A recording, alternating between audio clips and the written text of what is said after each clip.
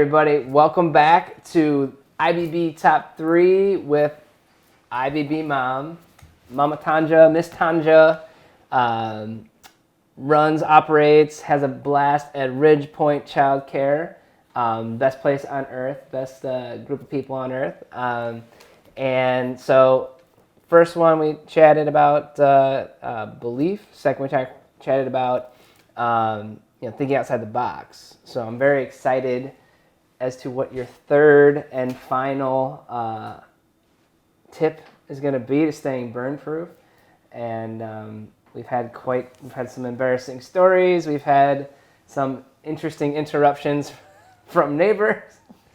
All good stuff. All fabulous. Good stuff. As you say, duck and weave, right? Bob and weave. Glean and tweak. Glean and tweak. That is a Miss Tonja. Ebb and tide. Yeah. Rise and fall. Life's coming at you. That's right. That's okay. Right. Pow, pow.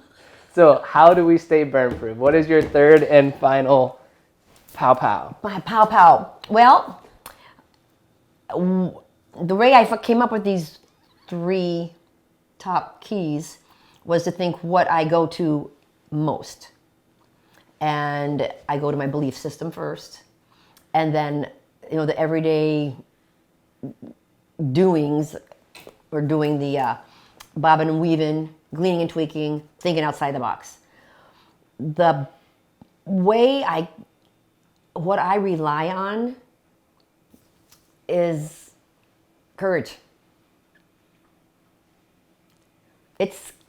You can be very scared. I'm so small. I'm just a little girl. I have a wonderful support system. Yes. So that's, to be accurate. Yes. However, it rests right here. And there has been countless times, and it will continue to go on, because that's just how life is. And you pop up in bed and you just don't know what you're going to do, and your chest is heavy, and the go-to is, this is how a soldier might feel in a foxhole with the firing going on. Mm-hmm. I'm going to do what he's going to do. I'm going to go with what I know, what I've been trained to do. Mm-hmm. I'm going to handle my belief system, but I'm going to put my braves on. Okay. So once I get that thought process, I say, okay, all right, bring it. And we face things head on. I can't be afraid. Afraid is not going to get me anywhere. Okay. So I have to figure out, okay, this particular set of circumstances, is this the fear causer right now? It must be a big one if I'm waking up. But sometimes it just upsets me so much that, I get a call from a parent because they're concerned about something, or we always try very hard to make it right, but I give that little oh no kind of feeling. Mm-hmm. So then I have to get my braves on for that. That's just a matter usually of just being honest, letting a parent tell you how they feel, or a staff member. But there are just times, like coronavirus, for example, mm-hmm. financial situations in other, on another day, legal things, things that are kind of out of your control, mm-hmm. but you need to do what you can do. Losing staff to the coronavirus, these are just like the recent types of things. But you just... Yeah, this is just literally in the last 6 to 8 months. Not including the last 17 years you've been... Right. The last 16 and a half years or so have prepped me to go right into brave mode. Gotcha. So right into it. I've had a lot of wonderful people help me. So you got to kick into brave mode. Yeah, you got to put your braves on. You just put your braves on, kick into brave mode. Okay. Yeah. So when I used to drive a truck for the Plain Dealer, I would drive my particular routes. I was a swing girl for 3 different fellows' routes when they were having their days off. So I started. So you're kind of like a substitute driver. Not so much substitute driver, but you would just cover. I was a regular filler-inner. I mean, I had these 3 routes every week. Gotcha. So that's why they call it a swing girl, Okay. a swing position. So 2:15 I started 2 days, 2:30 I started 2 other days, and 1 day a week I started at 2:45. In the morning. And A.M. right, so you were a.m. So you're by yourself. There's no windows in the truck. You are on a schedule. There are drivers, one that we know very, very well, who have been attacked, left for... They left him for dead. They left him for dead. I didn't really want to say that. Yeah. But, so this is going on out there. I'm not in a horrible neighborhood, but I'm kind of right next to them. And it doesn't take anything for someone to just kind of walk out. If they might have drugs going on, drinking, they're angry at something. It doesn't matter. Sometimes people are just... Well, no, you just never know. I don't have to afraid nothing good happens after midnight kind of thing, like, or just most poor decisions, like drugs, alcohol, regardless of what neighborhood you're in. Drugs, alcohol. That's what his dad said. Nothing good happens after midnight. Nothing good happens after midnight, especially too if drugs and alcohol are involved. You know, Sure. Just Sure. But too, you're just driving this giant truck, so and also too, to my understanding is people would assume like, okay, you're collecting money out of the machine. Yeah, it was all about the money for sure. So they're not just out to get you because they're absolutely good point. Psycho killers. Yeah. But they're trying to get some type of financial gain. It's easy change out of the play. Correct. Easy change. And I remember you saying like, you mentioned this on I think you sent like a group text to me and the brothers, but I didn't realize how. So you're talking about like earlier. Like, I'm just a scared little girl. So I never seen you that way, ever. Like, that's not how, like, I pictured you. But, like, so first off, how do you overcome, like, where did the Braves come from? And then especially you mentioned that, like, every day you went to that plain job, you were terrified. Well, But you, again... My mother was terrified. Mother was terrified. Yeah, cried a lot. She cried a lot, and then, but you were out. I mean, like you were always just kind of in a bad situation. They were very careful to, yeah, pretty much, yeah. Depending on who might be out at that time of day, I was not assigned a route where the neighborhoods were really known for lots of crime and lots of violence. Okay. I was not. I subbed on some of those routes, but yeah, my routes were kind of like the west side, but I don't know. I'll just tell you. I don't even want to go downtown Willoughby in the middle of the night. I wouldn't. Oh, I don't want to go in my front yard in the middle of the night. Oh, there you go. So I'll peep out my window. No. When you guys. Actually, before we had you, we were very involved in our church. And one thing I do remember, that fear knocks on the door, faith answers, nobody's there.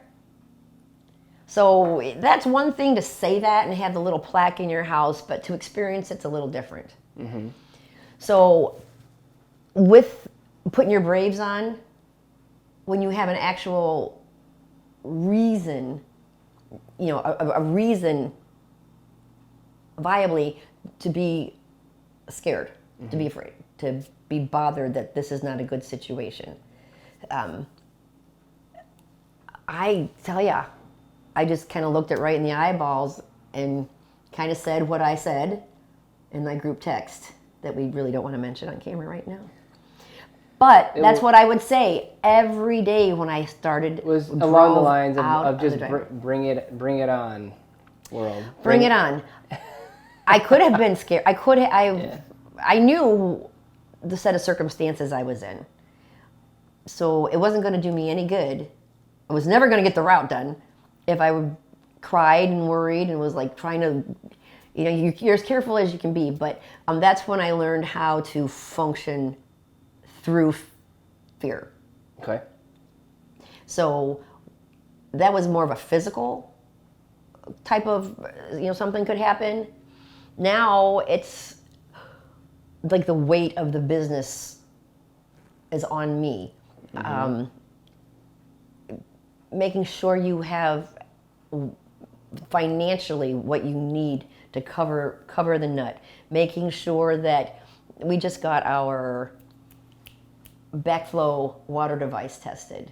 Okay. You know, so I have to make sure I have money to fix that if that's not gone. And I'm not giving myself any good reasons here on camera to say why it can be scary, to be honest.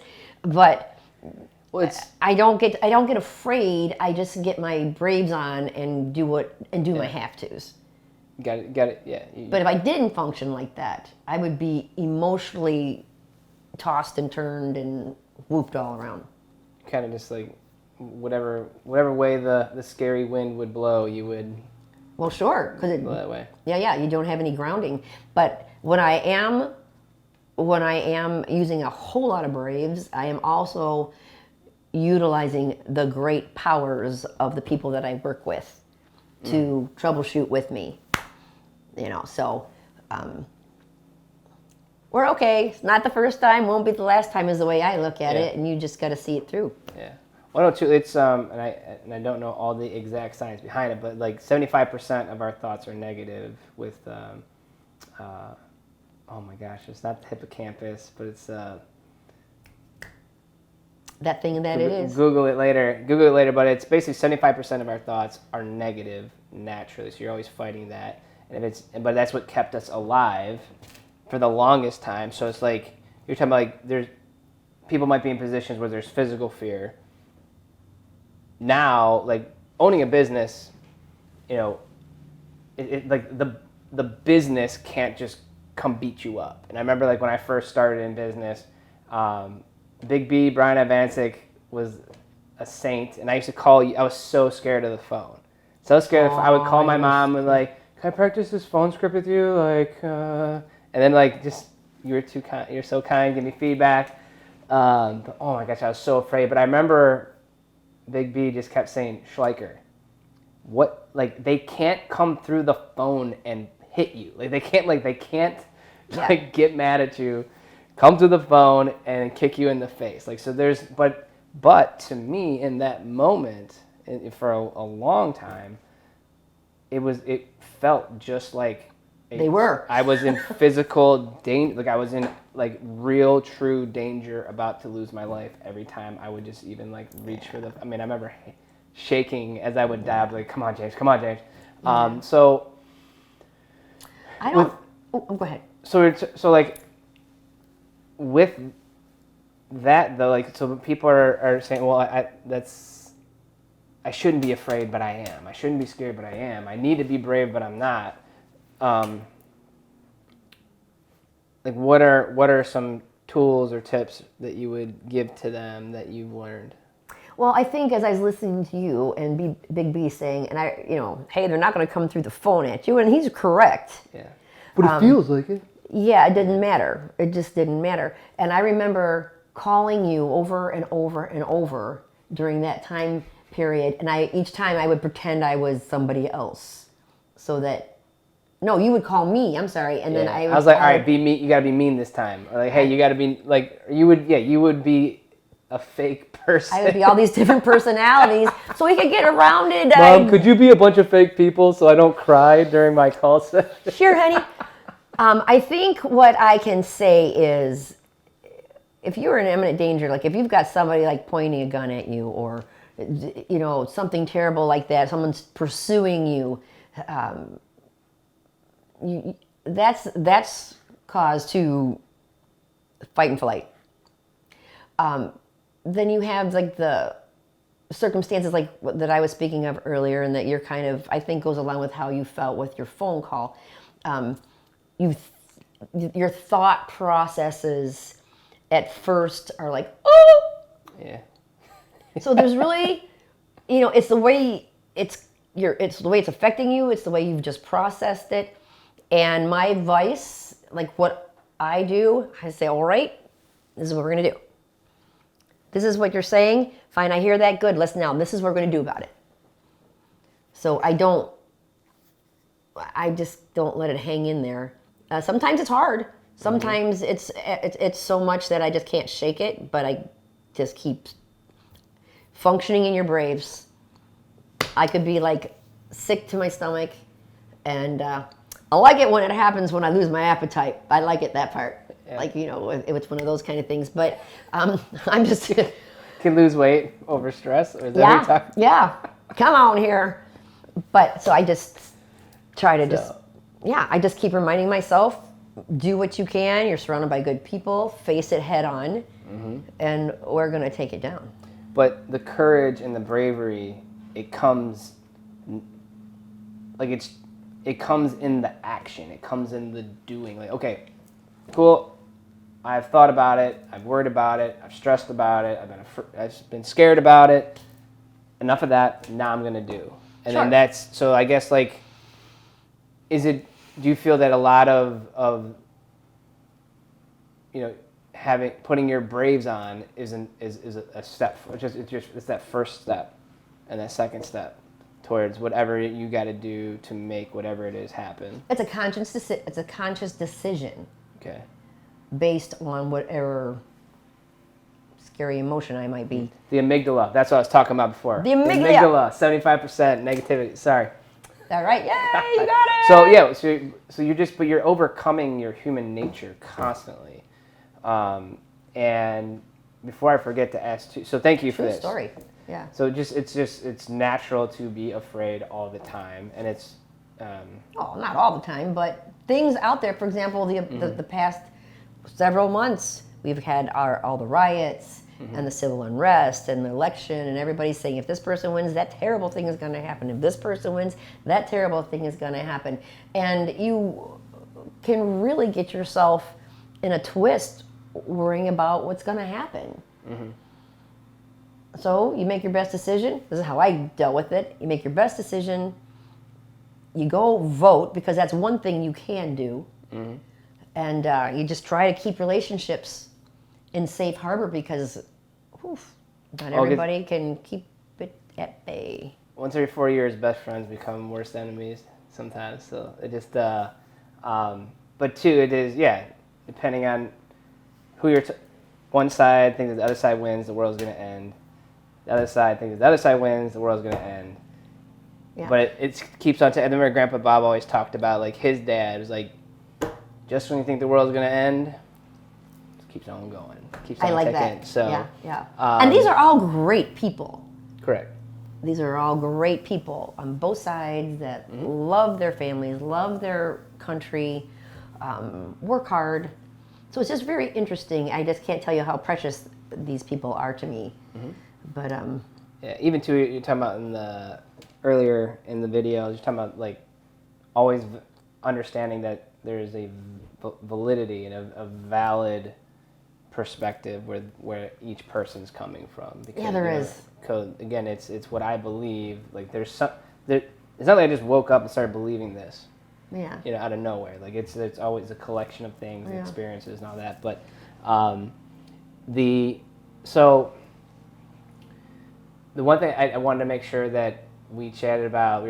Again, I keep going back to, like, I'm just a little girl, I can't do it. So, like, so small. Like, Gia Renalo. So that's where, for me now having a daughter, even like and I tell JJ and Julia both, like, when I'm, like, putting them down to bed, is like, you don't need anybody's permission to be yourself. You don't need anybody's permission to be great. And I guess for me, I never felt like I couldn't do whatever I put my mind to, and obviously, like, you and Dad, you just, again, you taught love and you taught hard work, but I look at you, I look at Grandma, I look at Erica. So, like, I'm very lucky where, like, Julia, all she has to do is look to you, look to Erica, look to Grandma. But what would you say to people? And, what would you say to Julia if she, is watching this down the road, is like, I'm a white male. I have no idea what it's like.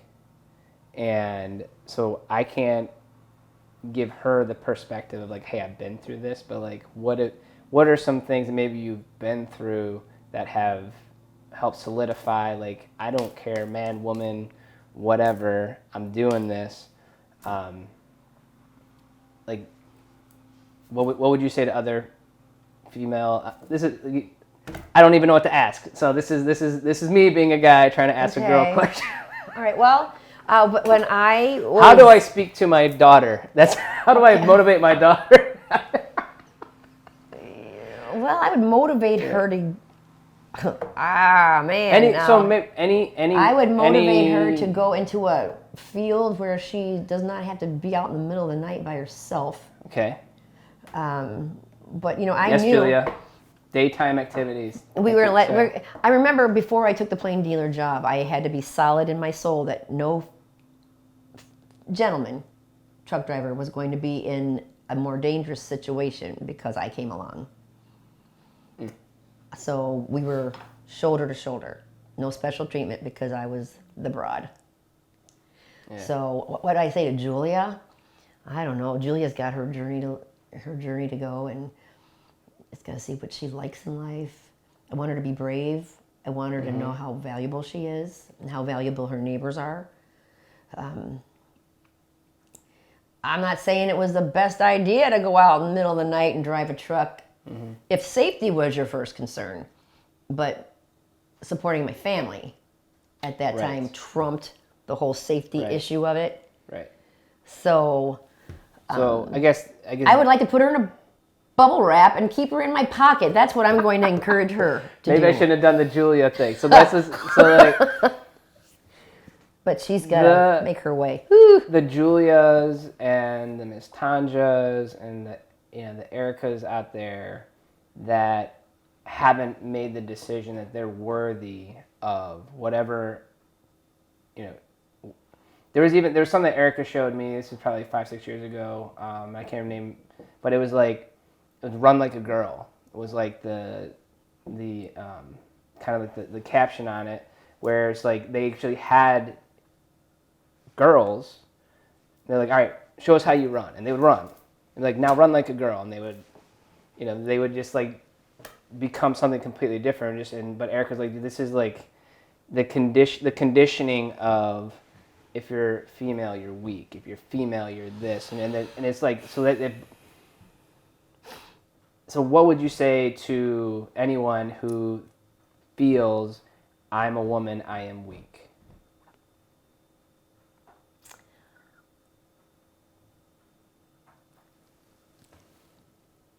I am woman, hear me roar, in numbers too big to ignore, and I know too much to go back and pretend. So I would tell her that type of thing. Don't sit down. Don't take a second seat to anybody. Don't take a second seat to the gal next to you. But I would not tell her to take a second seat either. I'm important. You're important. I have value like none other. You have value like none other. You're better at different stuff than I am. I'm better at different stuff than you are. So the worth and the value of each individual, that's my soapbox. That's my total soapbox. You can't make somebody feel okay. You can't make somebody feel. You can't flip a switch for somebody. Something has to happen. They have to realize something in order for them to. It's got to come through the back door of their own mind. That like, wait a minute. I've had tons of conversations where people said, Tonja, you can do this. Don't worry. And I'm like, beep. But you know what? Now, yes, I can. And I try to, but it wasn't a conversation. It was coming to a point where I felt it. I believed it. I believed it. And then there you go. So you just really ask questions, help them to think about themselves, their thought processes. What do you believe in about you right now? What do you believe in? I don't know, I'm making this up as I go right now, but you got me. You got me on a little bit of fire. This is good. Yeah, this is good. It is, because I tell you what, I mean, when I would do the talent shows, I would be outside of my own skin hooting and hollering and letting these little people in their acts know that they are beyond amazing. And it's just, oh, they wanted to shine and they were feeling so good and they were all dressed up. And that's kind of how you want to feel in life. Like you are on that stage, you are that girl, you are that guy, and it really is, for that moment, it is all about you, for real. They just paid money to get in here, to see you. So that's one of the ways I talked myself out of being super nervous when I had to go up and sing, because I was afraid I was going to mess up. I think one of the main reasons that you experience fear when you're not in a real imminent dangerous type position is you're afraid you're going to fail. You're afraid you're going to look dumb. You're afraid it's not going to go well. So that's a whole different thing that plays with your head. So I used to tell myself, look at all these people, they just paid $2,000 a ticket to get in here to see me, and I'm going to miss the second verse on purpose. But it doesn't matter because they love me already. So, I would play games like that in my head till I bought into it. Yeah, singing's terrifying. Speaking in front of people is terrifying, but there's like public speaking, like more people like they fear public speaking more than they fear death. Like it's that. So That's like, so funny. Because too, like that was another thing that for those who don't, I met Erica. I was playing in a band with my buddy Jimmy, playing guitar. Since high school, I've been, in a band. Not anymore, but like just now, like I feel like even like this with the videos and Gary was a professional wrestler and I was a lead singer in a band for a long, long time. So like for him and I to just jump into something and just say whatever needs, just say whatever, the moment needs, I guess. It's just very natural for us. But like, how could people take that, again, because that's all comes down to you got to be brave. You have to be willing to look like a complete idiot. I remember Grandma being in tears when I told her I was going to go into business and I was going to do what I'm doing now. And she just like started crying and Aww. She just was like, why can't you use your degrees? Like, why, but again, going back to, I just want to put Julia in some bubble wrap and then we're going to keep her safe. Right. We're just going to not let her go. Yep. So I would say that there's most likely some very wonderful, well-meaning people in your life that are going to tell you, don't dare to be brave because you could look dumb or you could look stupid. So what do you say to people that are fighting that battle of whether they have a dream, they have a vision, they have a passion, they're trying to be brave, but they're just feeling pulled down either by their own fear or pulled down by other people's fear for them? Well, they need to be mindful of their own thought processes and catch themselves thinking certain ways. But other than that, get back up on that bike. Keep doing it. Mm-hmm. Whatever it is that you want to do that's causing you to lose sleep at night because you're so nervous about how it's going to go, get up and do it. Just get up and do it. Get up and do it. Do it. Mm-hmm. All right. Yeah. And it always helps to have people to talk to that understand what you're going through, that it's just part of life. It's just part of being human. Mm-hmm. Basically what you're saying by being afraid to get up in front of other people is that they're better than me. Say that again. When you are afraid to get up in front of somebody else and sometimes this is one of the things that we want to hone in so much at Ridgepoint is like the social skills, being able to walk into a room that's already filled with people and we're all the same, and be able to say hello, socialize, whatever, but not have that, oh no, kind of feeling. Yeah. So I believe a giant portion of why we feel the way we do as far as being afraid of getting our picture taken, well, maybe not. I'm going to roll back on that one. Getting up in front of somebody, calling somebody on the phone. We equate ourselves not being as good as them, that they are better than us. So, which is not the case. Correct. Oh yeah. Which is not the case at all. But you have to be the one to believe that.